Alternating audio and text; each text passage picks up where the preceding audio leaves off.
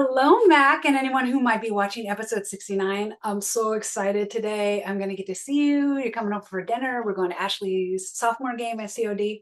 So, right after this, I'm going to change, and it's going to be a great, great day. Which is why I picked this classic, Mike Mulligan and his steam shovel. The story and pictures by Virginia Lee Burton. Oh, this is a classic. Let me make sure. This one's to Mike. Let me see if I can read it like this. I think I can.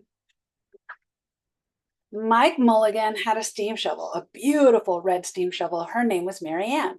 Mike Mulligan was very proud of Mary Ann. He always said that she could dig as much in a day as 100 men could dig in a week, but he had never been quite sure that this was true. Mike Mulligan and Mary Ann had been digging together for years and years. Mike Mulligan took such good care of Mary Ann that she never grew old. It was Mike Mulligan and Mary Ann and some others who dug the great canals for the big boats to sail through. Wow. It was Mike Mulligan and Mary Ann and some others who cut through the high mountains so that trains could go through. Nice. It was Mike Mulligan and some others who lowered the hills and straightened the curves to make the long highways for the automobiles. Nice. It was Mike Mulligan and Mary Ann and some others who smoothed out the, I can't read that word, ground and filled in the holes to make the landing fields for the airplanes.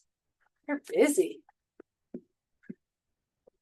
And it was Mike Mulligan and Mary Ann and some others who dug the deep holes for the cellars of the tall skyscrapers in the big cities. And when people used to stop and watch them, Mike Mulligan and Mary Ann used to dig a little faster and a little better. The more people stopped, the faster and better they dug. Some days they would keep as many as 37 trucks busy taking away the dirt they had dug. Wow, that's a lot. Then along came the gasoline shovels and the new electric shovels and the new diesel motor shovels and took all the jobs away from the steam shovels. Mike Mulligan and Mary Ann were very sad. No steam shovels wanted.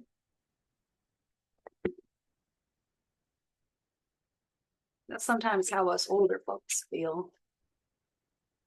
It says all the other steam shovels were being sold for junk or left out in old gravel pits to rust and fall apart. But Mike loved Mary Ann. He wouldn't do that to her. He had taken such good care of her that she could still dig as much in a day as 100 men could dig in a week. At least he thought she could.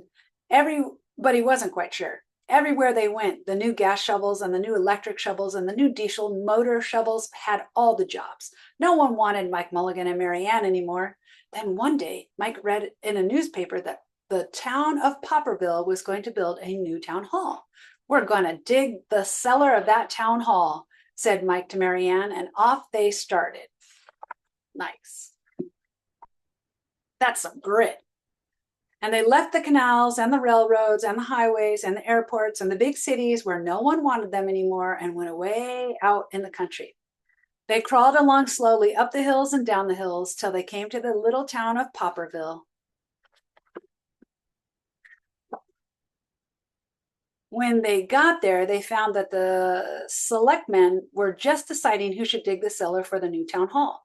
Mike Mulligan spoke to Henry B. Swap, one of the selectmen. I heard, he said, that you're going to build a new town hall.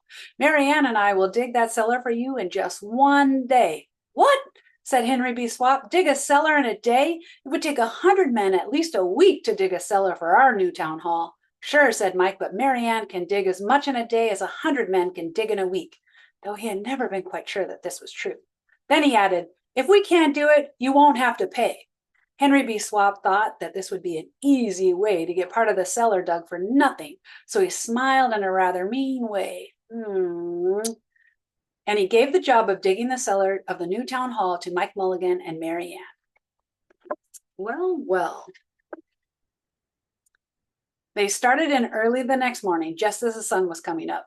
Soon a little boy came along. Do you think you'll finish by sundown? He said to Mike Mulligan. Sure, said Mike, if you stay and watch us. We always work faster and better when someone is watching us. So the little boy stayed to watch.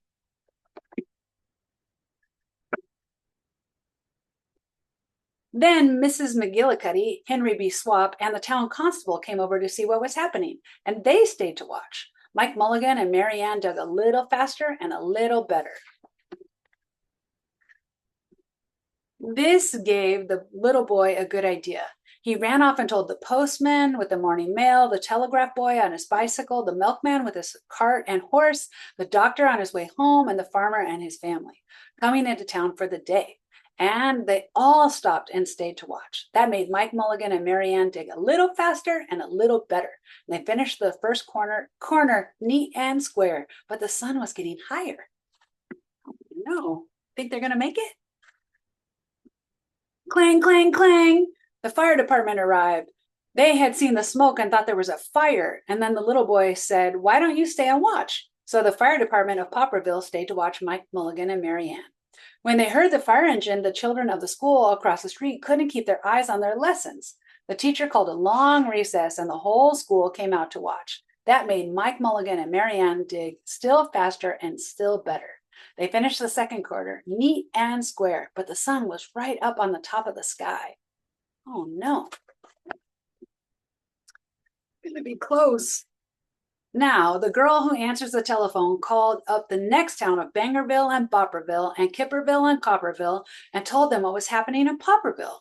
All the people came over to see if Mike Mulligan and his steam shovel could dig the cellar in just one day. The more people came, the faster Mike Mulligan and Mary Ann dug. But they would have to hurry. They were only halfway through and the sun was beginning to go down. They finished the third corner, neat and square. I'm worried. Never had Mike Mulligan and Mary Ann had so many people to watch them. Never had they dug so fast and so well, and never had the sun seemed to go down so fast. "Hurry, Mike Mulligan, hurry, hurry," shouted the little boy. "There's not much more time." Dirt was flying everywhere, and the smoke and steam were so thick that the people could hardly see anything but listen. Boom, boom. Crash, slam, louder, louder, faster, faster. It's blurry. Then suddenly it was quiet. Slowly the dirt settled down and the smoke and steam cleared away, and there was the cellar, all finished.